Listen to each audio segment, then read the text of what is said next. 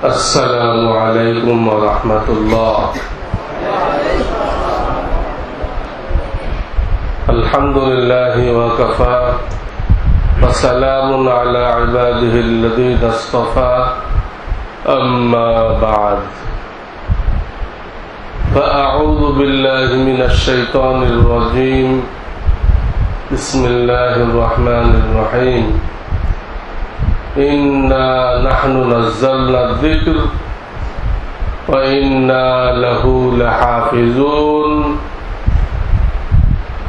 وقال رسول الله صلى الله عليه وسلم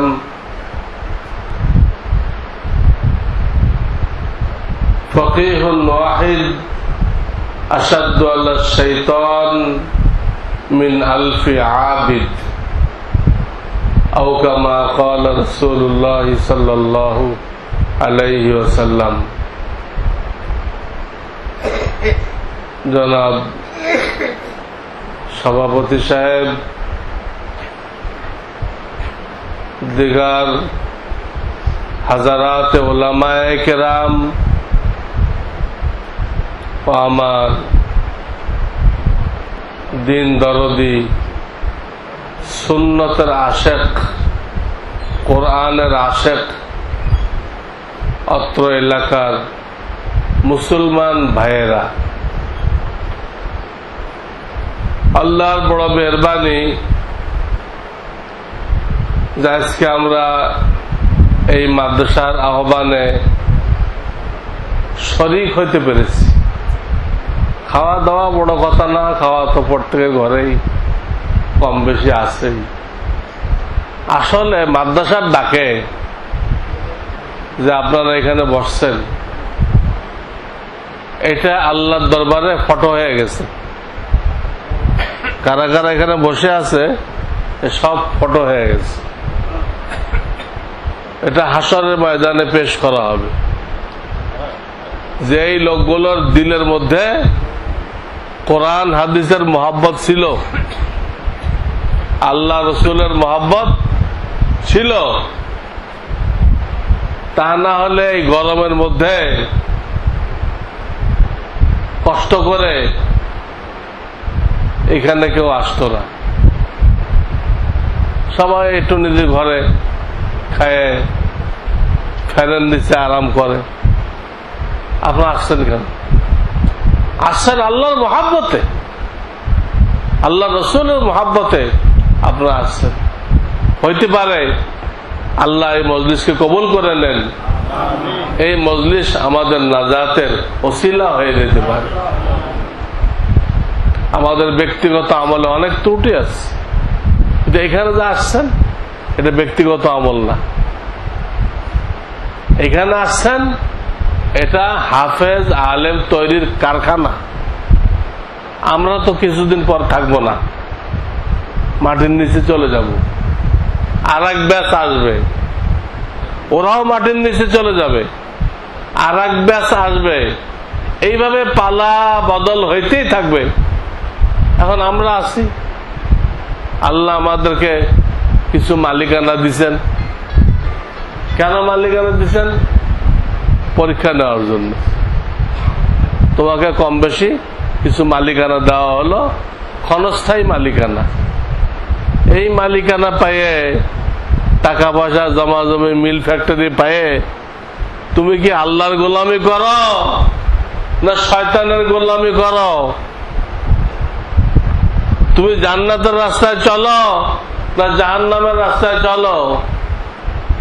তুমি ধোঁকাবাজি, ফাঁকিবাজি, জুলুম, অত্যাচার করে পয়সা বাড়াও না হক হালাল ভাবে ন্যায় নীতির উপরে থাকো? এইটুক দেখার জন্য আল্লাহ আপনাকে আমাকে একটু মালিকানা দিছেন। আসল মালিকানা কিন্তু তার, আসল মালিকানা তার, রব্বুল আলামিনের। আমরা অস্থায়ী মালিক, পুরা পৃথিবীর মালিক তিনি। আল্লাহর মালিকানার ভিতরে থেকে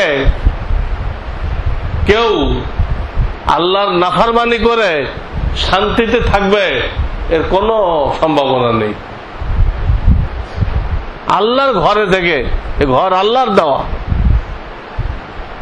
আপনার বাপ মা আল্লাহর দেওয়া, আপনার বিবি আল্লাহর দেওয়া, আপনার সন্তান আল্লাহর দেওয়া, আপনার হাতে যে টাকা পয়সা আছে আল্লাহর দেওয়া, সব আল্লাহর দেওয়া। কারণ বলেছিল যে আমি টেকনিক করে এই মাল জমা করছি, আল্লাহ কারণকে ধ্বংস করে দিচ্ছে। এই কমবক্ত বোঝে নাই যে তুই টেকনিক করে মাল জমা করলা, তোমার ব্রেনটা কে দিছিল? তোমার ব্রেনটা তোমার তৈরি না তোমার বাপের তৈরি না আল্লাহ দিছে? ব্রেন কে দিছে? হাত পা কে দিছে? আল্লাহ যদি প্যারালাইসিস করে দিত পারতো না? আল্লাহ যদি প্যারালাইসিস করে নাই, তাকে ব্যবসা করার সুযোগ দিছে, তো আল্লাহ তো দিছে। কিন্তু কারণ কমবক এই কথা বোঝে নাই। তাকে যখন আল্লাহ বললেন যে আল্লাহ তোমার উপর ইহসান করছে, তুমি আল্লাহর বান্দাদের পরে ইহসান করো, আল্লাহর দ্বীনের জন্য ব্যয় করো। তখন সে বলে ফেললো যে আল্লাহ কখন দিলেন? তখন সে বলে ফেললো যে আল্লাহ কখন দিলেন? قال إنما أوتيته على علم مني, আমি তো আমার জ্ঞানের দ্বারা, ব্যবসায়ের টেকনিকের দ্বারা এই কোটি কোটি টাকা জমা করছি। কারণ উত্তর ঠিক ছিল না ভুল ছিল? বহুত লোক এই জামানো আছে যারা মনে করে যে আমি টেকনিক করে ধনী হয়ে গেছি, আর বোকা লোকেরা গরিব হয়ে গেছে। ধনী আর গরিবের টেকনিকের সাথে, তা ভাগ্যের সাথে। আল্লাহ কাউকে দিয়ে দিয়ে পরীক্ষা করেন, কাউকে না দিয়ে পরীক্ষা করেন। গ্রাজুয়েটকে দেন নাই, বহু গ্রাজুয়েট আছে তাকে সম্পদ দেন নাই, আর বহু দস্তখত করতে দেয় কলম ভাঙে, তারা কোটি টাকা দিয়ে রাখছে। দস্তখত করতে দেয় কি করে? কলম ভেঙে ফেলে। এত বড় জাহেল, এর কোটি টাকা আল্লাহ দিয়ে রাখছেন, তার আন্ডারে বড় বড় গ্রাজুয়েট, অনার্স, ইঞ্জিনিয়ার, তারা সব কাজ করতেছে। আছে কিনা দুনিয়াতে? এদের বিদ্যা বুদ্ধির সাথে সম্পদ না, সম্পদ কিসমতের সাথে। আপনার কিসমত থাকলে আপনি পাবেন, আল্লাহ আপনাকে দিয়ে পরীক্ষা করবেন। আপনাকে শুকর আদায় করতে হবে, খালি আলহামদুলিল্লাহ পড়লে হবে না, দিনের রাস্তায় ব্যয় করতে হবে। মালের মেন শুকর কি? দিনের রাস্তায় ব্যয় করা। সন্তানের মেইন শুকর কি? আলেম বানানো, মানে দিনের খেদমতের জন্য তাকে মুক্ত করে দাও। শুধু আলহামদুলিল্লাহ পড়লে শুকর হয়ে যায়। আর যাকে আল্লাহ মাল দেয় নাই, তিনি সবর করেন যে আল্লাহ আমাকে না দিয়ে পরীক্ষা করতেছেন। দিলে হয়তো আমার দিনদারি নষ্ট হয়ে যেত, আমার ভিতরে অহংকার হয়ে যেত। আল্লাহ আমাকে দিনদারি উপর রাখার জন্য আমাকে দেয় নাই, আমার ভালোর জন্য দেয় নাই। তাকে দেয় নাই, তাকে মনে করতে হবে আমার ভালোর জন্য আল্লাহ দেয় নাই।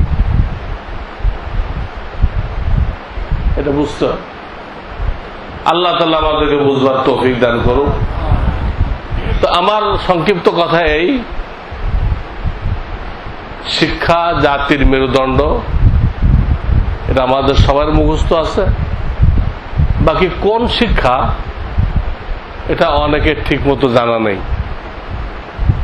আমরা অনেকে না বুঝে ব্রিটিশদের সিলেবাস, যেটা ব্রিটিশ ডাকাত দল, ব্রিটিশ ডাকাতদের ডাকাতি করে এদেশ দিয়ে নিছিল, এদের সিলেবাসকে জাতির মেরুদণ্ড মনে করি। ডাকাতের সিলেবাসে ডাকাত তৈরি হবে, সোজা কথা। পিস্তল দিয়ে ডাকাতি করবে না, কলমের খোসা ডাকাতি করবে। বড় বড় ব্যারিস্টাররা কি পিস্তল দিয়ে ডাকাতি করে? তত্ত্বাবধায়কের সময় সব জেলে যায় নাই? কে বাগিয়েছিল? তত্ত্বাবধায়কের সময় কে বাকি ছিল? সেই দুধে ধোয়া লোকটা দেখান। তারা কলমের খোসায় ডাকাতি করছে বলে তো লাল বিল্ডিং এ ডাইল খেয়ে আসছে। ডাকাতের সিলেবাস, ডাকাত তৈরি হবে যদি আপনি তাকে দিনের সোহবাতে না পাঠান। একসাথে হবে না। ওই সিলেবাস পড়ছে কিন্তু উনি আবার তবলিগে গেছেন, বা ওই সিলেবাস পড়ছেন কিন্তু উনি আলেমদের সোহবতে আসছেন, বা কোন আল্লাহওয়ালা পীরের কাছে গেছেন। তার কথা আমি বলতেছি না, সে তো আল্লাহওয়ালা হয়ে যাবে। ওই নিসাব তার ক্ষতি করবে না, ওই সিলেবাস তার কোনো ক্ষতি করবে না। আর যে শুধু ওই নিসাব নিয়ে থাকবেন, উনি আল্লাহওয়ালা তো দূরের কথা, উনি কোন ইনসান হইতে পারবেন না। ওনাকে আপনি ডাক্তার বলতে পারেন, ইঞ্জিনিয়ার বলতে পারেন, ওনাকে টেকনোলজি বলতে পারেন, টেকনিশিয়ান বলতে পারেন, নট ইনসান। উনি ইনসান না, উনি কালেমা সহি করে পড়তে পারবে না, উনি সূরা ফাতিহা সহি করে পড়তে পারবেন, সূরা ফাতিহা সহি করে পড়তে পারবেন। ব্রিটিশ সিলেবাস যারা পড়ে আর ওলামাদের সোহবতে আসে না, তারা আল্লাহওয়ালা তো দূরের কথা, মানুষ হইতে পারবে না। মানুষ হওয়ার কারখানা এটা।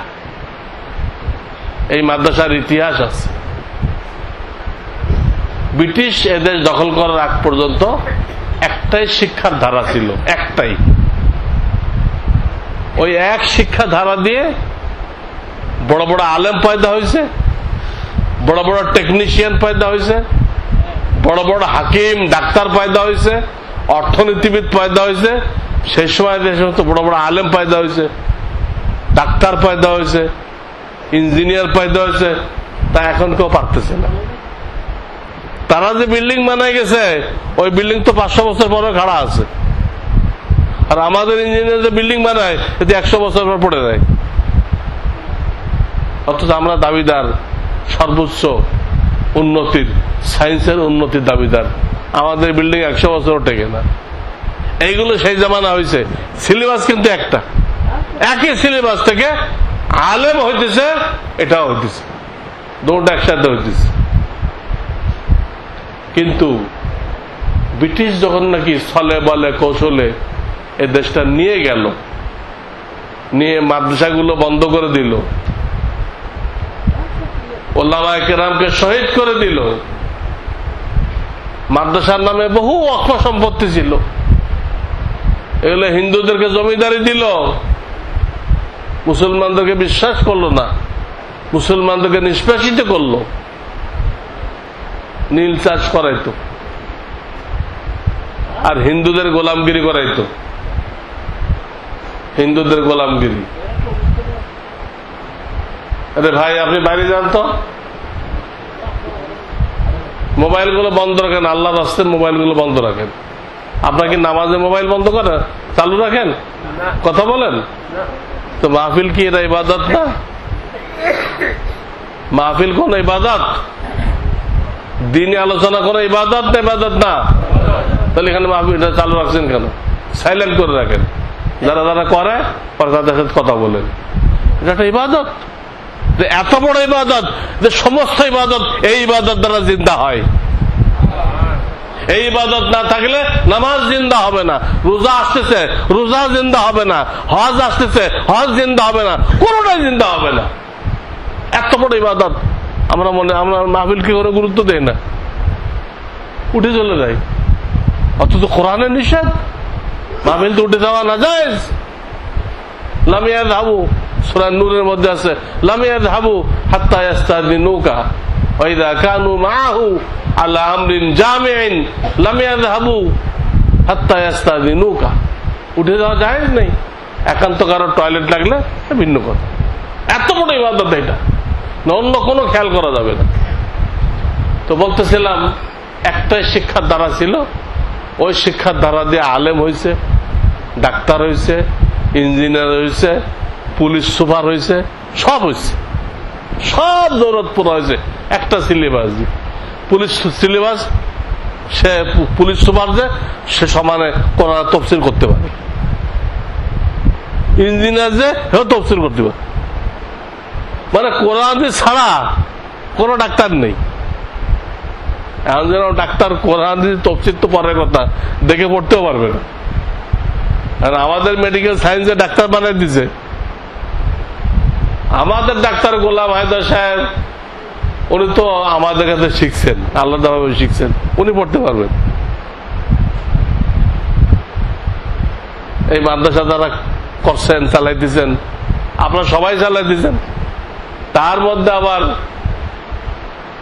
যারা গোড়া, আমাদের ডাক্তার সাহেবের ভাই ডাক্তার সাহেব, হ্যাঁ, ওনারা ডাক্তারি পাস করে এখন বুড়া বয়সে ওলামায়ে কেরামের কাছে কোরআন সহি করতেছে।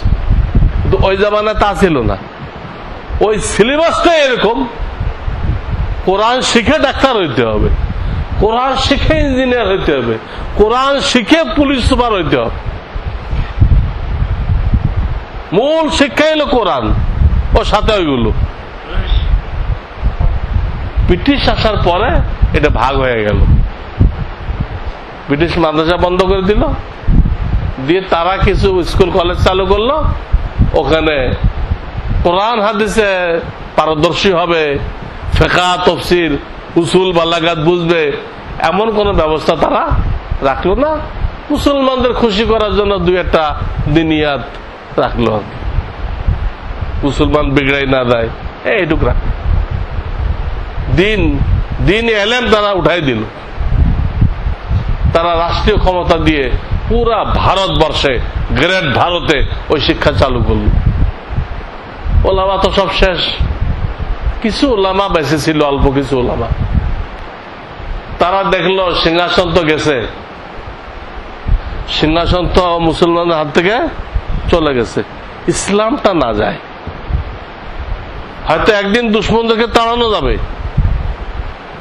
আন্দোলন করতে করতে একদিন দুশ্মনদেরকে তাড়ানো যাবে, কিন্তু যদি ইসলামের শিক্ষা না থাকে তাহলে ইসলামের আসল রূপরেখা তো পাওয়া যাবে না। শিক্ষা না থাকলে ইসলামের রূপরেখা খুঁজে পাওয়া যাবে না।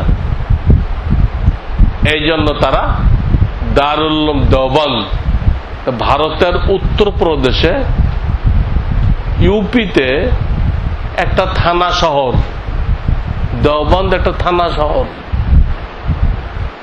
এখানে একটা ডালিম গাছের নিচে একটা ছাত্র, একটা শিক্ষক দিয়ে এখান থেকে প্রায় 100 বছর আগে এই মাদ্রাসা শুরু করা হল। এই মাদ্রাসা একটা ছাত্র, একটা শিক্ষক চালু করা হলো।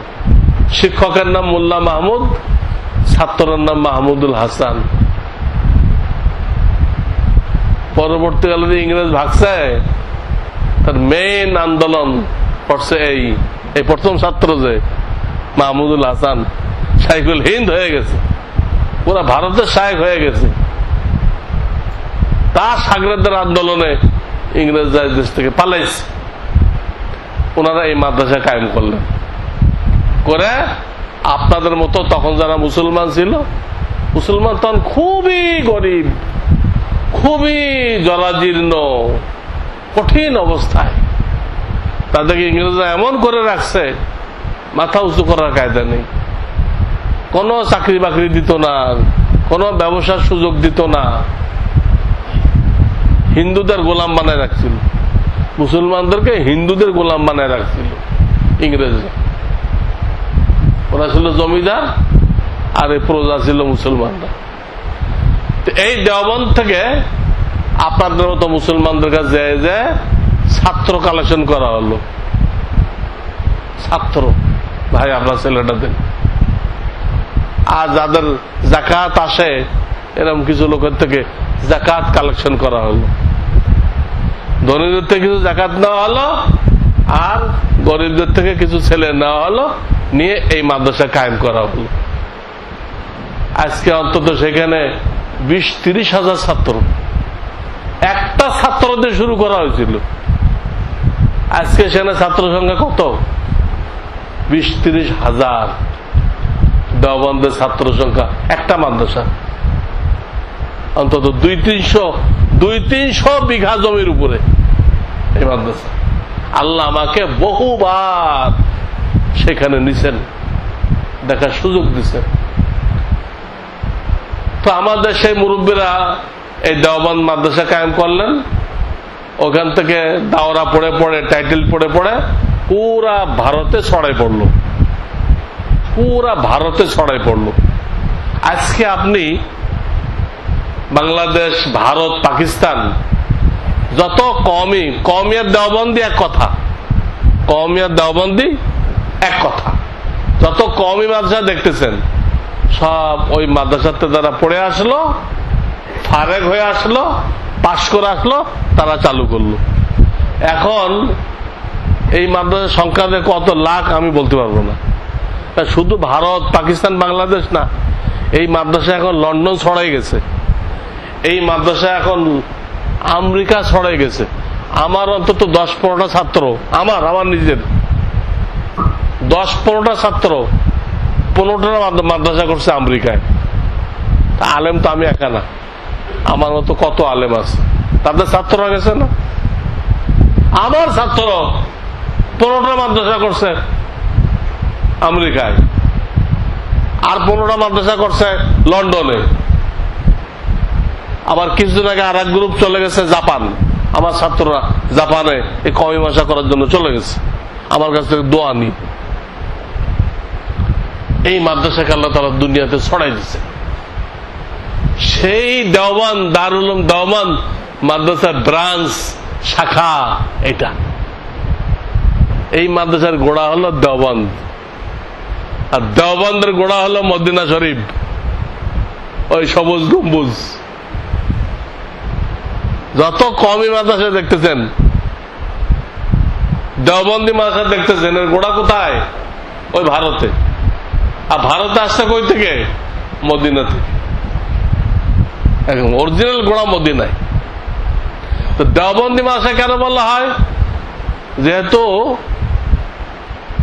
ইংরেজরা এদের দখল করার পরে যে জায়গায় প্রথম এই মাদ্রাসা করা, এই সিলেবাসওয়ালা মাদ্রাসা, এই সিলেবাসওয়ালা, ওই জায়গার নাম দেওবন্দ। ওই জায়গার নাম কি? এই জন্য এটাকে দেওবন্দি মাদ্রাসা বলা হয়। কওমি মাদ্রাসা কেন বলা হয়? কওম মানে জাতি, কওমি মানে জাতীয়। তো জাতীয় মাদ্রাসা কেন বলা হয়? এই মাদ্রাসা জাতির ছেলেদের দ্বারা চলে, জাতির টাকায় চলে। এই মাদ্রাসা দ্বারা জাতির ইমানের হেফাজত করা হয়। একজন মুসলমানের জন্য সবচেয়ে দামি সম্পদ কি? ইমান। সবচেয়ে দামি সম্পদ কি? শুধু ইমান যদি আপনার থাকে, বিশুদ্ধ ইমান, যার মধ্যে শিরক নেই, মাজার পূজা নেই। মাজারে মাজারে যারা ঘরে, ওদের ইমান সহি না, ভেজাল ইমান। ওই ইমান আল্লাহর দরবারে কবুল হবে না। আপনি মাজারে যেতে পারেন ওই মাজারবাসীকে দেওয়ার জন্য, মাজারবাসীকে দেওয়ার জন্য যেতে পারেন, 3 বার কুল আল্লাহ পড়ে সব বকশে দিবেন। আপনি ওইখান থেকে আনতে, আমার ছেলে দাও, আমার প্রমোশন দাও, আমার ব্যবসায় উন্নতি দাও, কিছু চাইতে গেলে আপনার ইমান নষ্ট হয়ে যাবে। অথচ মাজারের জাহেল খাদেমরা সব মানুষকে যদি সিজদা করায় আর কয় বাবার কাছে চাও, যা চাবার বাবার কাছে চাই নিয়ে যাও। ওই খাদেমের নিজের ইমান নেই, আর যত লোক যাইতেছে সব বেঈমান বানাই দিচ্ছে। ওই মাজারের ইসলাম কোন ইসলাম না, তো শিরক। সঠিক ইমান যেটা শিরক মুক্ত, এত শক্তিশালী, এই শিরক মুক্ত ইমানদার কোনদিন দোজখে থাকবে না। ত্রুটির কারণে যাইতে পারে, কিন্তু দোজখে থাকবে না। শিরক মুক্ত ইমানদার আমলের ত্রুটির কারণে দোজখে যাইতে পারে, কিন্তু দোজখে থাকবে না। সে অবশ্যই কোথায় যাবে? বেহেশতে যাবে। তো কওমি মাদ্রাসা এই জন্য বলা হয়, এই মাদ্রাসাগুলো কমকে ইমান শিক্ষা দেয়, যেটা জান্নাতের সার্টিফিকেট। এবং কোন দিক দিয়ে যদি মুসলমানদের ইমানের উপরে হামলা আসে, এই মাদ্রাসার হুজুররা মুসলমানদেরকে সতর্ক করে, খবরদার এটা মানবেন না। শিয়ারা এই কইতেছে মানবেন না, কাদিয়ানিরা এই কইতেছে মানবেন না, মওদুদী সাহেব এই কইতেছে মানবেন না। এগুলো ইসলাম বিরোধী, এগুলো মদিনার ইসলাম না, মুসলমানদের ইমান হেফাজত করে। এইসব কারণে এই মাদ্রাসাকে কমই বলা হয়। কমের ছেলেদেরকে নিয়ে চলে। এখানে কোনো হিন্দু ছেলে আসে না, কমের ছেলে আসে, কমের ছেলেরা আসে। এখানে কমের টাকায় চলে। এখানে কি সরকারের টাকা আসে? কোন এই মাদ্রাসায় সরকারের টাকা আসে? 1 টাকাও নেই। আমাদের দ্বারা সরকারের লাভ হইতেছে অনেক, কারণ আমাদের সব মাদ্রাসায় 6-7 পর্যন্ত বাংলা ইংরেজি আছে। তাহলে সরকারের যে গণশিক্ষা, এটা আমাদের দ্বারা হইতেছে কিনা বলেন? হইতেছে কিনা? সরকারের 1 পয়সা নেই, কিন্তু কিন্তু আমরা সরকারের প্ল্যান কিন্তু বাস্তবায়ন করতেছি, নিরক্ষরতা দূর করতেছি কিনা? এছাড়া আমাদের লক্ষ লক্ষ ছেলে পেলে সারা দুনিয়াতে ছড়াই আছে। কেউ ইমামতি করে, কেউ মুয়াজ্জিনি করে, কেউ চাকরি বাকরি করে, ছড়াই আছে। তারা লক্ষ লক্ষ ডলার সরকারের ব্যাংকে জমা দিচ্ছে। এতে সরকারের রেমিটেন্স বাড়তেছে কিনা, রিজার্ভ বাড়তেছে কিনা? সরকার যত বাহাদুরি দেখাইতেছে যে আমার ব্যাংকে এত রিজার্ভ আছে, এর পিছনে আমাদের হুজুরদের কোন অবদান আছে কিনা? বিদেশ যাই দেখেন তো, যে কোনো দেশে যাবেন, ইমাম বাংলাদেশি। আল্লাহ বাংলাদেশের আওয়াজকে সুমিষ্ট দিচ্ছেন। আল্লাহ তাআলার কুদরত, বাংলাদেশি আলেম হাফেজদের গলার আওয়াজ পুরো দুনিয়ার মধ্যে সুমিষ্ট। আপনি আমেরিকা যান, লন্ডন যান, জার্মান যান, সৌদি আরব যান, পাকিস্তান যান, ইমাম খোঁজ নেন কোন জায়গার? বাংলাদেশি। তো এরা টাকা কামাই দিচ্ছে, তা বাংলাদেশ ব্যাংকে পাঠাই দিচ্ছে না? বলেন না কেন পাঠাই দিচ্ছে কিনা? তাহলে আমাদের দ্বারা সরকার কোনো ফায়দা হইতেছে কিনা? তাছাড়া আমাদের বয়ান শুনে মানুষরা এখনো অনেকে ভালোভাবে চলতেছে, ধোঁকাবাজি করে না, ফাঁকিবাজি করে না, ব্যবসার মধ্যে সততা আছে, সাধুতা আছে। আছে না আমাদের বয়ান শুনে? র্যাবের ডরে না, কিন্তু ওলামাদের বয়ান শুনে দেখি দেশের কোনো কল্যাণ হইতেছে না, হইতেছে কিনা? তারা দিনই যত নেতৃত্ব আছে, কারা দিচ্ছে? দিনই যত নেতৃত্ব আছে। এখন বিয়ে পড়াইতে হবে, মন্ত্রী ডাকবে? এখন জুমা পড়াইতে হবে, মন্ত্রী ডাকবে? এখন ঈদ পড়াইতে হবে, মন্ত্রী ডাকবে? এখন জানাজা পড়াইতে হবে, মন্ত্রী ডাকবে? আমাদেরকে ডাকবে। এর কোনো অবদান না? আমি তো বলি সবচেয়ে বড় অবদান যে আপনি আমি সতর ঢেকে রাখছি, এটা কি কোনো অবদান না? যদি এই লাইনের মাদ্রাসা না থাকতো, কওমি মাদ্রাসা, আজকে আপনি আমি সতর ঢেকে থাকতাম না। ওই ইংরেজদের দেখা দেখি হাফ প্যান্ট পরতাম, আর 1 হাতে ছড়ি আর 1 হাতে কুত্তা। 1 হাতে ছড়ি আর 1 হাতে কি? কুত্তা। কুত্তা লয়ে চলা কি ভালো? কোরআন হাদিস কি বলে? যে কুত্তা পালে তার আমলনামা থেকে ডেলি 1 কেরাত করে, 1 কেরাত মানে উহুদ পাহাড়, তার আমলনামা থেকে ডেলি 1 উহুদ পাহাড় পরিমাণ সওয়াব কমতে থাকে, এবং তার ঘরে রহমতের ফেরেশতা ঢোকে না। এই শিক্ষা যদি না থাকতো, এদেশে আলেম ওলামা যদি না থাকতো, তাহলে আপনি সতর ঢেকে বসতেন না, হাফ প্যান্ট পরে বসতেন। এই শিক্ষা যদি না থাকতো, আপনি আপনার বাপের নাম বলতে পারতেন না। আপনারা সবাই বাপের নাম বলতে পারেন না, মানে একটা লোক দেখাইতে পারবেন না যে বাপের নাম বলতে পারেন না। কিন্তু আপনি লন্ডন আমেরিকা যান, হাজারো লোক পাওয়া যাবে, লাখো লোক পাওয়া যাবে, বাপের নাম বলতে পারে না। যে কারণে তারা আইন করতে বাধ্য হয়েছে, স্কুলে ভর্তি করার সময় মায়ের নাম লিখতে হবে। কেন? তারা বাধ্য হয়ে করছে, কারণ ওই ছেলের বাপকে মায়ও জানে না। ফ্রি সেক্সের কারণে সেখানে ছেলের বাপকে মায়ও জানে না, আর করবে কি? তাই আইন পাস করতে হয়েছে যে মায়ের নাম লিখতে হবে। এই আইনটা কি এমনি হয়েছে? আমাদের দেশে চালু করার জন্য এই শয়তানরা চেষ্টা করতেছে। পয়লা বাপেরটা বাদ দেয় নাই, বাপেরটাও রাখো, মায়েরটাও লেখো, পরে এক সময় দেয় তো বাপেরটার দরকার নেই। জন্ম নিয়ন্ত্রণের মাধ্যমে, জন্ম নিয়ন্ত্রণের বডির মাধ্যমে জিনা ব্যভিচারকে আরো জন ব্যাপক করতে পারবে, তারপরে আর বাপেরটা লাগবে না, আর মায়েরটা লাগবে। ওই পরিবেশ তৈরি করার জন্য আমাদের দেশে চালু করছে ইহুদি খ্রিস্টানরা, এবং সারা দুনিয়ার কাফেররা এক হয়েছে, সারা দুনিয়ার কাফেররা এক হয়েছে বাংলাদেশের ব্যাপারে। যেখানে যে কওমি মাদ্রাসা আছে, দেওবন্দি মাদ্রাসা আছে, এই সিলেবাসকে বদলে দাও, কারণ এই সিলেবাস পড়ে আমাদের ইংরেজদের তাবেদার তৈরি হইতেছে না, তারা আমাদের বিরুদ্ধে কথা বলে।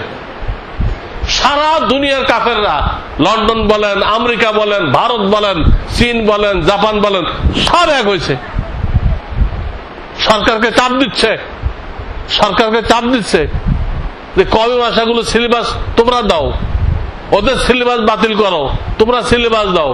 ওখান থেকে এমন লোক তৈরি হবে যারা আমাদেরকে তোষামত করবে, আমাদেরকে সম্মান করবে। এখন যারা তৈরি হয় তারা ইংরেজদের কোনো সম্মান করে না, তারা বলে সাদা চামড়ার বানর। তারা ইংরেজদেরকে কি বলে? লন্ডন আমেরিকার লোকেরা বলে সাদা চামড়ার বানর, এর উপরে কোনো মর্যাদা দেয় না। তারা আল্লাহর সামনে মাথা নত করছে, আর কারোর সামনে মাথা নত করতে জানে না। ওলামারা আল্লাহর সামনে মাথা নত করতে জানে, আর কারোর সামনে মাথা নত করতে জানে না। দেখেন নাই কয়েকদিন আগে কয়েকটা নাস্তিক কি দাপাদাপি শুরু করছিল, কয়েকটা নাস্তিক, মনে হয় পুরা বাংলাদেশ নাস্তিক হয়ে গেছে। কয়েকটা নাস্তিক, হাতে করা কয়েকটা নাস্তিক। আল্লাহ তাআলা কিছু মর্দে মুজাহিদকে খাড়া করে দিল, দিয়ে ওই নাস্তিক গুলোকে দাফন করে দিচ্ছে। আল্লাহর কাজ আল্লাহ করে, আল্লাহর দিন আল্লাহ রক্ষা করে। সে নাস্তিকদের এখন খুঁজে পাওয়া যেতে না।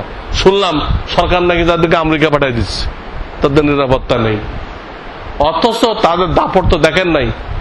আমি ঢাকায় থাকি, তাদের দাপট দেখছি আমরা। টুপি দাঁড়িয়ে নিয়ে চলা মুশকিল হয়ে গেছিল ঢাকার মধ্যে কয়েকটা নাস্তিকের কারণে। টুপি দাঁড়িয়ে নিয়ে চলা মুশকিল হয়ে গেছিল। কিন্তু আল্লাহর কাজ আল্লাহ করে, আল্লাহর দিন আল্লাহ ওয়াদা করছেন, আমার দিন আমি রক্ষা করব। কারণ দান দক্ষিণের উপর আল্লাহ ছাড়েন নাই, আল্লাহ রক্ষা করবে। আল্লাহ তাআলা আমার শরীর সাহেবকে খাড়া করে দিচ্ছেন। কিছু মানুষের খুব কষ্ট হয়েছে, কিছু মানুষ হতাহত হয়েছে, কিন্তু নাস্তিকদের উত্থান তো শেষ হয়েছে। যে মুসলমান, যার দিলে ঈমান আছে, সেটাকে সমর্থন করবে। আর যে ঈমানকে নষ্ট করে ফেলছে, ঈমানকে বাতিল করে ফেলছে, কোন ব্যক্তিকে খোদা মানছে, যে ব্যক্তিকে খোদা মানছে, সে হয়তো এটাকে সমর্থন করবে না। এই গণতন্ত্রের কারণে বহুত লোক আছে, তারা তাদের নেতাকে খোদার থেকে বেশি মানে। গণতন্ত্রের কারণে সারা দুনিয়াতে, বাংলাদেশেও এমন লোক পাইবেন নেতা নেত্রীকে আল্লাহ থেকে বেশি মানে। তারা আমার কথার সাথে একমত হবে না, না হলে কি আমি বন্ধ করে দিব? ওলামাদের কথা চলবে, ওলামাদের কোরআন সুন্নাহর কথা কেউ বন্ধ করতে পারবে না। যে বন্ধ করতে আসবে সে বন্ধ হয়ে যাবে। এটা আল্লাহর ওয়াদা। আল্লাহর সাথে টক্কর দেবে, আমার সাথে টক্কর না। আপনি আমার সাথে টক্কর দেবেন, টক্কর হবে আল্লাহর সাথে। কারণ আমি কার কথা বলতেছি, আমি কার ক্যানভাস করতেছি? আমার সাথে মোকাবেলা করতে আসবেন, আপনার মোকাবেলা আল্লাহর সাথে হবে। আপনি পাহাড়ের সাথে মাথা দিয়ে টক্কর দিচ্ছেন, পাহাড় ভাঙতে পারবেন? পাহাড় ভাঙতে পারবেন? আপনার মাথা ভেঙে যাবে। তাদের খবরদার, খালি পার্টি পার্টি করবেন না, পার্টি আপনাকে কবরে রক্ষা করবে না। এসব ফাসেক ফুজ্জার শয়তানের দল। মন্ত্রী যেগুলো দেখছেন, এর মধ্যে 14 আনা নাস্তিক, বড় বড় নাম করা নাস্তিক। এরা আপনাকে কোনো উপকার করতে পারবে না, আপনাকে আরো দোজখের দিক নিয়ে দেবে। এজন্য ইসলামকে উপরে রাখবেন। ইসলাম ঠিক রেখে যদি কিছু করা যায় করলেন। গণতন্ত্র কুফরিতন্ত্র, গণতন্ত্র কুফরিতন্ত্র, ইসলামটাকে স্বীকার করে না। ইসলাম বলে সমস্ত ক্ষমতার মালিক আল্লাহ রাব্বুল আলামিন, গণতন্ত্র বলে সমস্ত ক্ষমতার মালিক পার্লামেন্ট। গণতন্ত্র বলে জনগণ ক্ষমতার উৎস, কোরআন বলে আল্লাহ ক্ষমতার উৎস। মিলবে না। গণতন্ত্রটা ইহুদি নাসারাদের সম্মিলিত ধর্ম, ইহুদি নাসারাদের সম্মিলিত ইহুদি খ্রিস্টানদের সম্মিলিত ধর্ম, এই মতবাদকে বিশ্বাস করবেন না। যদি আমরা এই জাতাকলে আটকাই গেছি, আটকাই দেওয়া এক কথা, আর বিশ্বাস করা, স্বতঃস্ফূর্ত বিশ্বাস করা আর এক কথা। বিশ্বাস করবো আর আটকাই গেছি, এই অবস্থা আলেমরা যা করা যায় করবো, ভোট দিতে বলে ভোট দিব, এগুলো ঠিক আছে, কিন্তু আপনি এটাকে মনে বেরোনে বিশ্বাস করবেন না। গণতন্ত্র নাথিং। ইসলাম হলো আসল জিনিস, আল্লাহর বিধান, ওইটা হলো মূল সংবিধান, এগুলো মানুষের তৈরি সংবিধান। মানুষকে কোন কালে কি হবে সব কালে সবকিছু মানুষ জানে। তো মানুষের সংবিধান চলবে, এই মানুষের সংবিধান বানাইছিল, এটা চলছে? কারণ ধ্যানে গণতন্ত্র কায়েম হয়ে যেতেছে, লেনিনটা চলছে। মানুষ এটা চলতেই পারে না, কিন্তু আল্লাহ যে সংবিধান দিছে তা কিয়ামত পর্যন্ত চলবে। আল্লাহ জানে না কখন কি হবে। তো আমার কথা শেষের দিকে, এই কওমি মাদ্রাসার দ্বারা আমাদের ইমানের হেফাজত হবে। আপনাদের কোনো সন্দেহ আছে? আমাদের ইমান রক্ষা পাবে, আমাদের ছেলেমেলে মুসলমান হবে, আমাদের ছেলেমেলে কি হবে? মুসলমান হবে। এবং এইখান থেকে ডিগ্রি দেওয়া হবে, এর থেকে বড় কোনো ডিগ্রি নেই। ইংরেজদের আসার পরে এটা সরকার থেকে আউট হয়ে গেছে, সরকারের সাথে আমাদের কোনো কানেকশন নেই, সরকার আমাদেরকে অনুমোদন দেয় না আজ পর্যন্ত। আমাদের ঢাকায় থাকি, আমাদের মাদ্রাসার অনুমোদন নিতে হয় কইতে জানেন? শিক্ষা বোর্ড থেকে না, জয়েন্ট স্টক কোম্পানি থেকে। জয়েন্ট স্টক কোম্পানি থেকে সাথে এই জাতীয় শিক্ষার কি সম্পর্ক? এরকম খরদেমাগ যারা দেশ চালায়, ইংরেজরা গেছে ঠিকই, কিন্তু যারা চালায় ওই ইংরেজদের আওলাদ চালায়। এরা মুসলমানের আওলাদ হলে এই শিক্ষাকে এক নম্বরে কি করতো? স্বীকৃতি দিত। আজ পর্যন্ত দেয় নাই। আমরা চাবো না কোনোদিন, আমাদের দরকার নেই। আমরা স্বীকৃতি কোনোদিন চাবো না, আমাদেরকে আল্লাহ স্বীকৃতি দিয়ে রাখছে। আমরা এই সরকারকে চাবো না এই জন্য যে সরকার আমাদের এই কিতাবপত্র পড়তে সক্ষম না।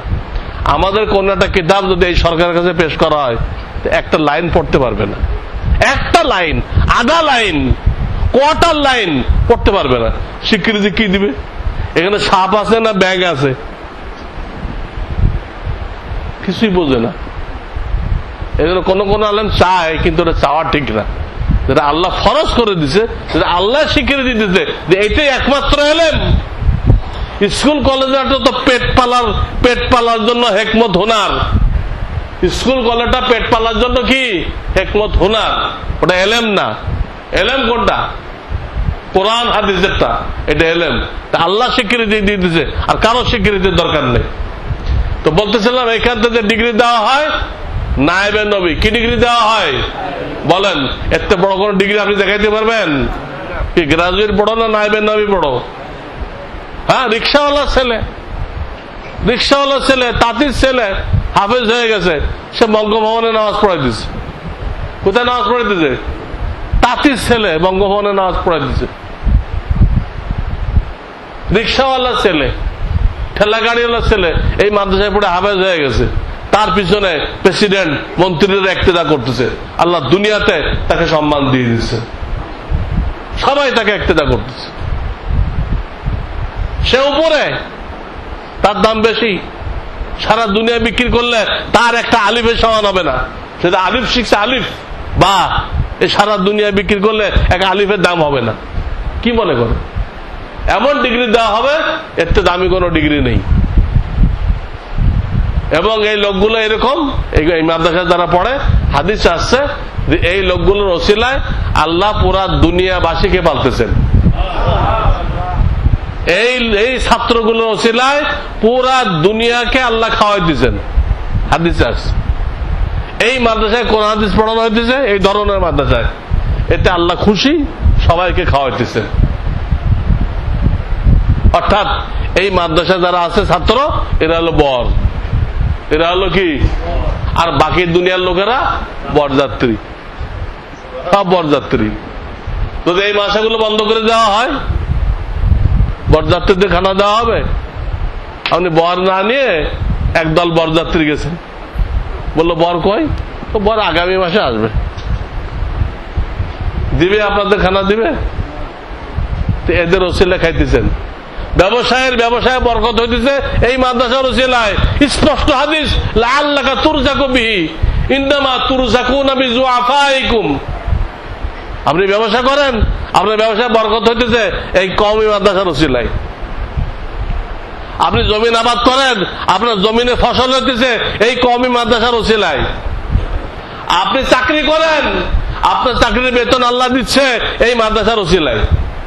এই মাদ্রাসাও নেই তো সব রেজেক বন্ধ, সব রেজেক বন্ধ, টোটাল রেজেক বন্ধ। আল্লাহ কাউকে কোনো খাতির করবেন না, কোনো বুশকে কোনো পরোয়া করবেন না, কোনো ওবামাকে কোনো পরোয়া করবেন না। এই মাদ্রাসাগুলো পৃথিবীর হায়াত। এই মাদ্রাসা আছে, পৃথিবী টিকে আছে। এই মাদ্রাসা নেই, পৃথিবী ধ্বংস হয়ে যাবে। এবং এই মাদ্রাসা এত বড় নেয়ামত, যে এলাকায় থাকে সেই এলাকায় মনে করেন একটা ক্যান্টনমেন্ট কায়েম হয়ে গেল। ক্যান্টনমেন্ট কায়েম হলে চোর ডাকাত থাকে, থাকে। চোর ডাকাত দূর করার জন্য কিন্তু ক্যান্টনমেন্ট বানানো হয় না, দেশ রক্ষা করার জন্য। কিন্তু চোর ডাকাত থাকে কিনা? একটাও থাকে না। তো মাদ্রাসা দেওয়া হয়েছে দিন রক্ষা করার জন্য, ইমান রক্ষা করার জন্য। কিন্তু ওই এলাকায় কোনো ভণ্ড আর থাকবে না, সব ভণ্ড পালাবে। এত বড় ক্যান্টনমেন্ট এটা। এবং হাসরের ময়দানে এই মাদ্রাসায় পড়াশোনা করে যারা দ্বীনের খেদমত করছে, এই মাদ্রাসায় পড়াশোনা করে যারা দ্বীনের খেদমত করছে, তাদের এক একজনকে কমপক্ষে বেহেশতের 10টা টিকিট দেওয়া হবে, কমপক্ষে 10টা টিকিট দেওয়া হবে। এবং তাকে বলা হবে, দেখো তোমার আত্মীয় স্বজন বন্ধু বান্ধব তুমি কোন মাদ্রাসায় পড়ছো, ওই মাদ্রাসার লোকজন কারা কারা আটকা পড়ে গেছে ওদেরকে টিকিট দিয়ে সাথে করে বেহেশতে লয়ে দাও। স্কুলে পড়লে কটা দিবে টিকিট? বিদেশেটা পড়লে কটা টিকিট দিবে? কটা ডান্ডা দিবে তাই বলে? টিকিট তো পরের কথা, ডান্ডা খাইয়ে পারলে হয়। আল্লাহকে তোর পড়তে কইছিলাম কি, আর তুই পড়ছিস কি? তুই ব্রিটিশের আবর্জনা মাথায় ঢুকাইলি কেন? সুদ কষা, ঘুষ কষা, ডারউইনের মতবাদ, এগুলো কি বিদ্যা না আবর্জনা? হ্যাঁ, এগুলো আবর্জনা। আল্লাহ কইছে কোরআন হাদিস মাথায় রাখো, সে মাথার মধ্যে আবর্জনা ঢুকাইছে, এজন্য ডান্ডা খাইতে হবে। তো হাসরের ময়দানে বুঝে আসবে। এবং এই মাদ্রাসা আপনাদের জন্য সৎকার জারিও হবে। আপনার ব্যক্তিগত আমল কাজে লাগতেও পারে, নাও লাগতে পারে। কিন্তু এই মাদ্রাসায় যা দান খয়রাত করবেন, এর একটা পয়সাও বেকার যাবে না। এটাকে আল্লাহ তাআলা হাজার হাজার লাখ লাখ গুণ বাড়ায় হাসরের ময়দানে আপনার সামনে পেশ করবে।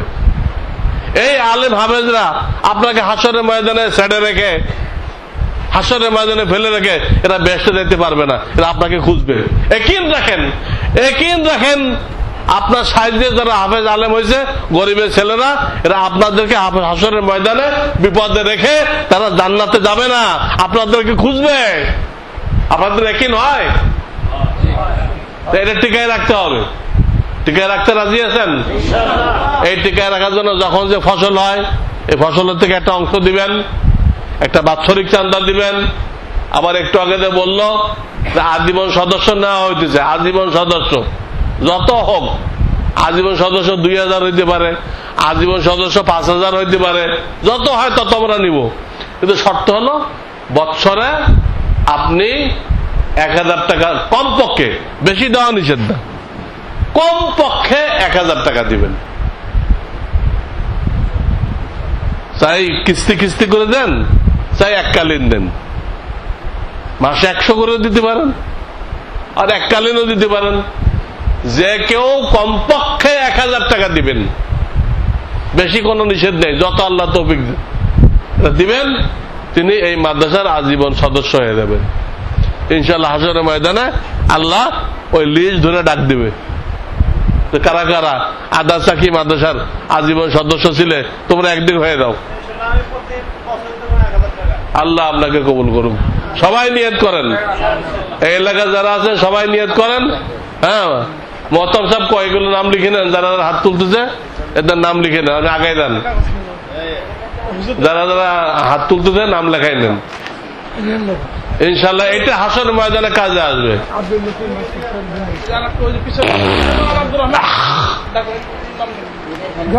বয়ান শেষ, বয়ান শেষ।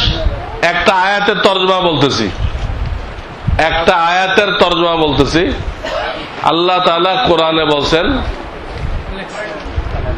ওয়ালা তানসা নাসিবাকা মিনাদ দুনিয়া,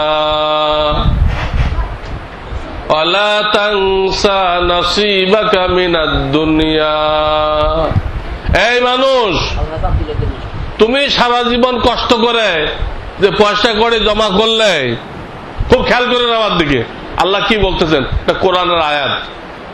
তুমি সারা জীবন কষ্ট করে যে অর্থ করে জমা করলে, এর মধ্যে তোমার একটা ভাগ আছে, এর মধ্যে তোমার একটা ভাগ আছে, ওইটা তুমি সাথে করে নিয়ে আসবা। বুঝছেন তর্জমা? তর্জমা বুঝছেন? আপনি মেহনত করে যে অর্থ জমা করতেছেন, এর মধ্যে আপনার একটা ভাগ আছে, সবটা আপনার বিবি বাচ্চার না। কষ্ট করে জমা করতেছেন আপনি, আর মালিক আপনার বউ বাচ্চা। হয় এটা? কষ্ট করে জমা করলেন আপনি, আর মালিক আপনার বউ বাচ্চা, এটা হয় না? আপনার কোনো ভাগ আছে? আছে। ওইটার কথা বলতে এই আয়াতে, তো ওইটা সাথে করে নিয়ে আসবা। ওয়ালা তানসা নাসিবাকা মিনাদ দুনিয়া, দুনিয়ার থেকে আসার আগে তোমার অংশটা সাথে করে নিয়ে আসবা। সবটা বউ বাচ্চার জন্য রেখে আসবা না,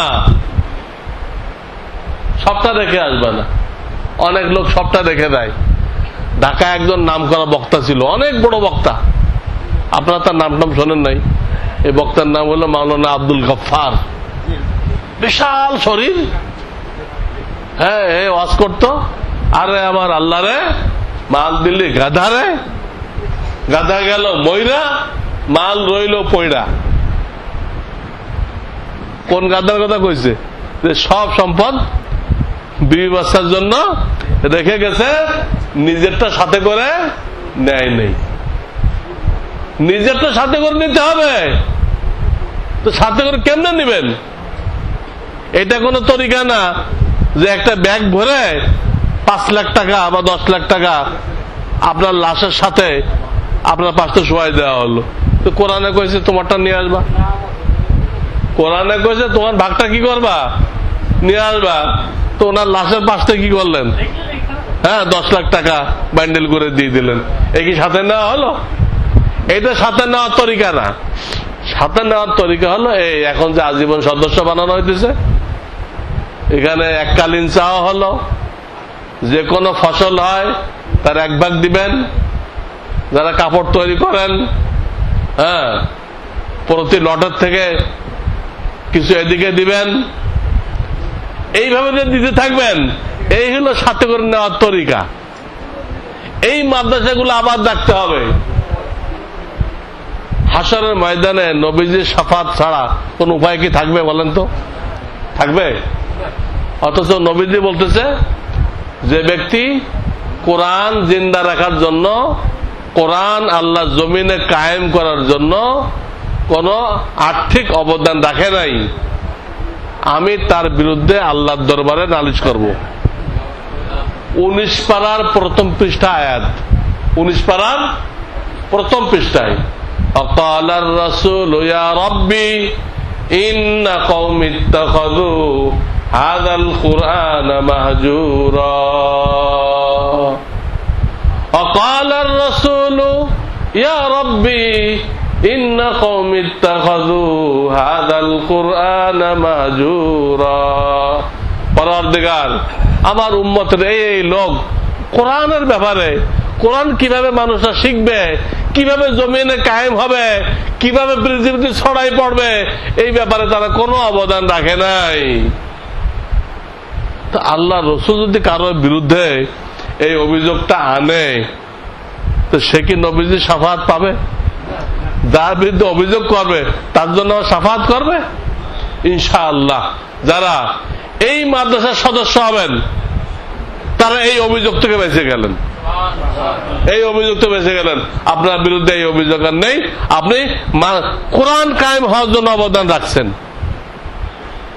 কোরআন কায়েম হওয়ার জন্য কি করছেন? আপনি অবদান রাখছেন।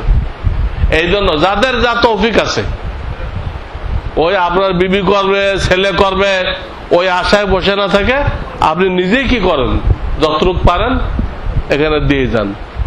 এবং সবচেয়ে বড় অবদান কি? দোয়া করা, নিজের সন্তানকে দেওয়া।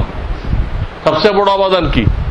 আপনি একদম মাওলানা বানাইতে না পারেন, 2 বছরের জন্য দেন, অন্তত মুসলমান হোক। একদম মাওলানা বানানোর মতো যদি সৎ সাহস আপনার না থাকে, ইমানি শক্তি আপনার না থাকে, 2 বছরের জন্য দেন, আমরা অন্তত মুসলমান বানাই দেই, কোরআনটা সহি করে দেই, হালাল হারাম ফরজ ওয়াজিবটা শিখাই দেই, যাতে বড় হয়ে নাস্তিক না হইতে পারে, নাস্তিক না হইতে পারে। এই ব্যবস্থাটা করে দিই, আল্লাহর পথে চলতে পারে। এবং আপনি আপনার মৃত্যু হওয়ার সময় আপনার পাশে বসে কলেমার তালকিন করতে পারে, কলেমার তালকিন আপনার পাশে বসে সূরা ইয়াসিন পড়তে পারে, আপনার রূহটা পানির মতো বের হয়ে যাবে। আপনার পাশে বসে সূরা ইয়াসিন পড়বে। আপনি এগুলো শিক্ষা দিলেন না, আপনি লন্ডন থেকে ব্যারিস্টারি পড়ে আনলেন, এখন আপনি মারা দিতেছেন। এখন ও তো কোরআন তো পড়তে পারে না, ও খুলে এখন কি পড়তেছে? ব্যারিস্টারি আইন পড়তেছে। বাপ মারা যেতেছে আর ছেলে কি আইন পড়ে পড়ে বাপকে শোনাইতেছে। তো বাপের মৃত্যু কষ্ট কিছু কম হবে? আরে এই আইন শুনে, তার আইন শুনে আল্লাহ ভয় পেয়ে দেবে? নাউযুবিল্লাহ মিন যালিক। আইন বই পড়লে কোনো লাভ হবে? বিদেশিদের তৈরি করা আইন। আপনার ছেলেকে এতটুকু গেলে অবশ্যই শিক্ষা দিতে হবে যে সে আপনার পাশে বসে সূরা ইয়াসিন পড়তে পারে, সে আপনার গোসল দিতে পারে, আপনার ছেলে আপনার জানাজা পড়াইতে পারে। এখানে 2 বছর দিলে আপনার ছেলে আপনার জানাজা পড়াইতে পারবে। আর ছেলে যদি উপযুক্ত হয় তো মহল্লার ইমামের থেকে ছেলের হক বেশি। ছেলে যদি উপযুক্ত হয় তো মহল্লার ইমাম থেকে কার হক বেশি? জানাজা পড়ানোর ছেলের হক বেশি। আমরা নিজেরা ছেলে পেলেকে তৈরি করি না, যে কারণে আমাদের জানাজা কে পড়াই দেয়? ওই ইমাম সাহেব পড়াই দেয়। কেন? আপনি ছেলেকে তৈরি করলেন না কেন? সে আপনার জানাজা পড়াবে এবং আপনাকে সম্পূর্ণ ডাইন কাতে কবরে রাখবে। আজকাল মুর্দাকে কবর রাখতেছে কিভাবে? শীত করে শোয়াই দেয়, দিয়ে ঘাটটার একটু মুছাই দেয়। কোন দিকে? কিবলার দিকে। এটা কি জায়েজ আছে? জায়েজ আছে? জায়েজ নেই। সম্পূর্ণ শরীরকে কিবলামুখী করতে হবে। জীবিত মানুষ যেভাবে শোয়, মুর্দাকে কবরে ওইভাবে শোয়াইতে হবে। এই সিনার মধ্যে কলব আছে, কলবের মধ্যে ঈমান আছে। সিনার মধ্যে কি আছে? কলব। কলবের মধ্যে কি আছে? তো এইটা কিবলা দিয়ে করলে না হলো। আপনি চিৎকুর দিলেন, ঘাটটা মুছাই দিলেন, আবার মুখে কইলেন বিসমিল্লাহি আলা মিল্লাতি রাসূলিল্লাহ, তোমাকে আল্লাহর নামে রসুলের তরিকায় রাখলাম, কিন্তু এটা তো ঠিক হলো না। আপনি তো রসুলের তরিকায় রাখেন নাই, আপনি তো ভুল তরিকায় রাখছেন। এগুলো ঠিক করতে গেলে এই মাদ্রাসা লাগবে না? হ্যাঁ, আপনার ছেলেকে আলেম বানাইতে হবে না? কাজেই যাদের ইমানি শক্তি বেশি আছে তারা আলেম বানাইবেন। আমাদের ডাক্তার সাহেবের বাপ, ওনাকে তো ডাক্তার বানাইছে, কিন্তু ওনার বাপ বুঝছিল ডাক্তার হওয়ার ভিতরে ফায়দা বেশি। ওনার বাপের বুঝ অনুযায়ী ওনাকে কি বানাইছে? ডাক্তার বানাইছে। উনি আন্তর্জাতিক খ্যাতি সম্পন্ন ডাক্তার, বাংলাদেশের 1 নম্বর। কিন্তু উনি আলেম ওলামা সোহবতে দেখলো না, আমি যেটা শিখছি এর থেকে দামি আরেকটা রয়ে গেছে। ডাক্তার সাহেব কি দেখলো? আমি যা শিখছি, আমার বাপ আমাকে যেটা শিখাইছে, এর থেকে দামি আটা রয়ে গেছে। তো ওনার 3 ছেলেকে কি করছে? হ্যাঁ, মাদ্রাসার লাইনে দিছে, হাফেজ বানাইছে, মৌলানা বানাইছে। ওনার কি কোনো জ্ঞান কাণ্ড জ্ঞান নেই? কি মনে করেন? মেয়ে হাফেজা। ওনার জ্ঞান বুদ্ধি আছে কিনা বলেন? না, জ্ঞান বুদ্ধি লোপ পেয়ে গেছে। উনি তো কালকেও নেপাল থেকে আসলো, ইস্তাম্বুল থেকে আসলো, জ্ঞান বুদ্ধি সব ঠিক আছে। এই অবস্থায় উনি দেখতেছে আমার বাপে আমাকে যা শিখেছে তার থেকে এইটা বেশি দামি। এটা বুঝতে পারার কারণে ওনার ছেলেকে যাতে না ঠকায়, ওনার ছেলেকে যাতে না ঠকানো হয়, ওনার সবগুলো ছেলেকে কোন লাইনে দিছে? মাদ্রাসার লাইনে। তাহলে বুঝতে হবে উনি এত বড় শিক্ষিত হয়ে বাংলাদেশের 1 নম্বর চোখের 1 নম্বর ডাক্তার হয়ে উনি ছেলেগুলো মাদ্রাসায় দিল। এটা উনি একা না, আমার কাছে এরকম অনেক লোক আছে। এয়ার কমোডার কামাল উদ্দিন, যার ভাই 2 পিরিয়ড বিমান বাহিনীর প্রধান ছিল, জামাল উদ্দিন, যার ভাই 2 পিরিয়ড বিমান বাহিনীর প্রধান ছিল, তার ভাই কামাল উদ্দিন, তার 4 ছেলেকে উনি আমার কাছে দিচ্ছেন। সবগুলো হাফেজ হয়েছে, মৌলানা হয়েছে। ওই 4টা এখন আমেরিকাতে মাদ্রাসা চালাই দিচ্ছে। কোথায়? আমেরিকায়। তো ওনার বাপ তো ওনাকে কি বানাইছে? এয়ার কমোডর কি বানাইছে? কিন্তু উনি দেখলো আমার বাপ আমাকে যা বানাইছে তার থেকে বড় কোনটা? এই কোরআন সুন্নাহ। উনি সবগুলো ছেলে কোন লাইনে দিছে? সবগুলো ছেলে এই লাইনে দিছে। দেখেন, বুয়েট, ঢাকাতে বুয়েট প্রকৌশল বিশ্ববিদ্যালয়, তার প্রফেসর হামিদুর রহমান সাহেব, ওনার 5 ছেলে, 5 ছেলেকে আমার কাছে দিছে, সবগুলো হাফেজ মাওলানা। ওনার একজন কলিগ ওনাকে ধরছে, আমি হাসরের ময়দানে আপনার বিরুদ্ধে আল্লাহর কাছে নালিশ করব। কি নালিশ করবা? নালিশ করবো, আল্লাহ এই লোকটাকে তুমি ইঞ্জিনিয়ার বানাইছিলে, ইলেকট্রিক্যাল ইঞ্জিনিয়ার, কিন্তু উনি একটা ছেলেকে ওই লাইনে দেয় নাই। এই নালিশটা আমি আল্লাহর কাছে। ওনারা কলিগ ওনাকে বলতেছে আল্লাহর দরবারে আপনার বিরুদ্ধে নালিশ করবো, আপনি একটা ছেলেকেও কি বানান নাই, ইলেকট্রিক ইঞ্জিনিয়ার বানান নাই, এই নালিশটা করবো। তুমি ভাই নালিশের ডরেই তো সবগুলো আমি এই লাইনে দিছি, যদি একটারে এই লাইনে না দেয় ওইটা আমার বিরুদ্ধে দাঁড়াবে। 4টারে দিলাম এই লাইনে, 8টা দিলাম ইলেকট্রিক্যাল ইঞ্জিনিয়ার বানাইতে, ও তো আমার বিরুদ্ধে দাঁড়াই দেবে। আল্লাহ, আমি একই বাপের ছেলে, আমি কি অন্যায় করছিলাম? আমার বাপে আমাকে কোরআন হাদিস শিখাইলো না, আমাকে ইলেকট্রিক্যাল ইঞ্জিনিয়ার বানাইলো, আমাকে কোরআন হাদিস থেকে মাহরুম করে দিল।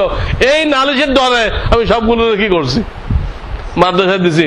তুমি আবার কোন নালিশের ভয় দেখাই দিচ্ছ আমারে? বুঝতেছেন কথাগুলো? তো এই লাইনটাতে কি জিনিস বুঝতে হবে। অনেকেই বলতেছে জঙ্গি তৈরি হয়, অমুক তৈরি হয়, এগুলো সব গুজব, ইহুদিদের কথা। এই মাদ্রাসা জঙ্গি তৈরি হয় 1400 বছর কেউ শুনছে? 1400 বছর। আর এই কথাটা অন্তত 10 বছর ধরে এই দেশে চলতেছে, ইহুদিরা ছড়াই দিয়েছে এই দেশে, 10 বছর চলতেছে। কিন্তু এই 10 বছরের মধ্যে কোন একটা মাদ্রাসা থেকে কোন একটা কিছু উদ্ধার করতে পারছে সরকারে?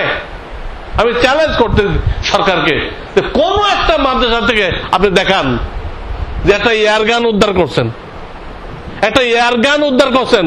স্কুল কলেজ থেকে তো হাজার হাজার অস্ত্র উদ্ধার হয়ে দিয়েছে, কিন্তু সেটাকে জঙ্গি বলা হয় না, ওটাকে জঙ্গি বলা হয় না, কেউ ওটাকে বন্ধ করার কথা বলে না। আর এখানে কোন মাদ্রাসা পাওয়া যায় নাই, এমনি একটা বদনাম ছড়াই দেওয়া হয়েছে। এটা শুনে অনেক নাম তো আসছে মুসলমান, এগুলো মোনাফেক, এগুলো মুসলমান না, এগুলো কি মোনাফেক। তাই মাদ্রাসা চান্দা দেওয়া যাবে না, মাদ্রাসা বন্ধ করে দাও। আর আপনি দিছিলেন কবে? যে কথা বলে তারা জিজ্ঞেস করেন তো, আপনি কোনদিন দিছিলেন? মাদ্রাসা চান্দা দেওয়া যাবে না, আপনি কোনদিন দিছিলেন? আপনারটা আল্লাহ নিচ্ছে কোনদিন? আপনার মতো মুনাফেকের চান্দা আল্লাহ কোনদিন নিছিল? কোনদিন নিবেও না, যতক্ষণ আপনি তওবা না করবেন। তো ইহুদিদের কথা, এরা কোরআন হাদিস শিক্ষা দেওয়া হয়, এখানে কেউ অস্ত্র চালাতে জানে না। আপনাদের ছেলে মেলে পড়ে, যদি অস্ত্র চালানোর শিক্ষা দেওয়া হয়তো ওরা বাড়িতে গল্প করতো না? কি বলেন, গল্প করতো না? আর কথা বলেন না কেন? যদি এখানে কোনো অস্ত্র চালানোর শিক্ষা দেওয়া হতো তো ছুটিতে বাড়িতে গল্প দিত না? তো দেয় তো নাই কোনোদিনও, 1400 বছরের মধ্যে দেয় নাই। আমি ইহুদিরা এত দূরিত একটা কথা বললো আর আপনারা বিশ্বাস করলেন এটা, আসলে মনে হয়। আরে আমাদের কোন কোন মন্ত্রীও কয়েছে এই কথা। আরে যাচাই করো বাস্তব কিনা, সিল কান লয়ে গেছে আর আপনি সিলের পিছনে দৌড় দিচ্ছেন। আগে দেখেন আপনার কান আছে কিনা, আপনার কান আছে কিনা আগে দেখবেন, না কেউ কয়ে দিছে আর দৌড় দিবেন। এক মন্ত্রী এই কথা কইছে যেখানে জঙ্গি তৈরি হয়, আল্লাহ ওই মন্ত্রীকে হালাক করে দিক। সে না জানে এই ইমানের হেফাজতের কারখানা, কোরআন সুন্নাহর কারখানা, এটাকে সে বলতেছে জঙ্গি প্রযোজন কেন্দ্র। জঙ্গি আল্লাহ এর শাস্তি ওকে দান করুক, ওকে পাকড়াও করুক আল্লাহ, ওকে আল্লাহ সবাইকে হেদায়েতের ফয়সালা করুক। তা আমি আর কথা লম্বা করতেছি না, আপনাদের অনেক কষ্ট দিলাম। আমাদেরকে আল্লাহ দায়িত্ব দিচ্ছেন যে সাফ সাফ বলো, গোপন করো না। মানুষ গোপন করলে বুঝবে না। পেশাই গুছাই বলো না, পেশাই গুছাই বলো না, ক্লিয়ার কাট বলো। কোরআনে ওয়াদা নিছেন আমাদের থেকে, লাতুবাইয়িনুন্না লিন-নাস ওয়াইদা আখাযাল্লাহু মিসাকাল্লাযীনা উতুল কিতাব লাতুবাইয়িনুন্নাহু লিন-নাস ওয়া লা তাকতুমুনাহু।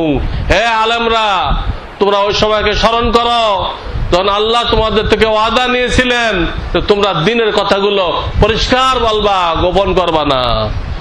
আমরা তো আল্লাহর কাছে ওয়াদা পাবো, ওই ওয়াদার কারণে সব কথা আমি খুলে খুলে বললাম। আপনাদের কারো যদি কষ্ট হয় আমাকে মাফ করে দিবেন, কিন্তু খুলে না বললে তো আপনারা বুঝবেন না। খুলে না বললে আপনারা সব কথা বুঝবেন না। তো আশা করি আপনাদের বুঝে আসছে।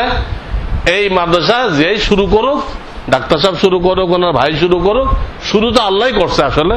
এখন সবাই মিলে এটা কি করতে হবে, এটা রসুলের বাগান, এটাকে টিকায় রাখতে হবে। এটা কি করতে হবে, বিভিন্ন ডিস্ট্রিক্টের ছাত্র এখানে আছে, আরো বিভিন্ন ডিস্ট্রিক্ট ছাত্র আসবে, এটা আলেম হবে, হাফেজ হবে, আমাদের জন্য সৎকায় জারিয়ে হবে। কবরে প্রত্যেক দিন এখানে তেলাওয়াত হবে, আমাদের কবরে সব যাবে। আপনার ছেলেবেলে তেলাওয়াত করুক আর না করুক, আপনি এই মাদ্রাসার ছাত্র, এখানে ডেলি যত তেলাওয়াত হবে আপনার কবরে সব যাবে। কেউ পড়ুক আর না পড়ুক, এই মাদ্রাসার তেলাওয়াতের সব কবরে আপনার রুহে প্রত্যেক দিন যোগ হবে। হাসরের ময়দানে আপনার নেকির পাল্লা কি হয়ে যাবে, ভারী হয়ে যাবে। আল্লাহ এই কওমি মাদ্রাসার সমর্থন করার তৌফিক দান করুক, এর সাথে জুড়ে থাকার তৌফিক দান করুক, এর জন্য সার্বিক সহযোগিতা করার তৌফিক দান করুন, এর খাদেম হওয়ার তৌফিক দান করুন। ওয়া আখিরু দাওয়ানা আনিল হামদুলিল্লাহি রাব্বিল আলামিন।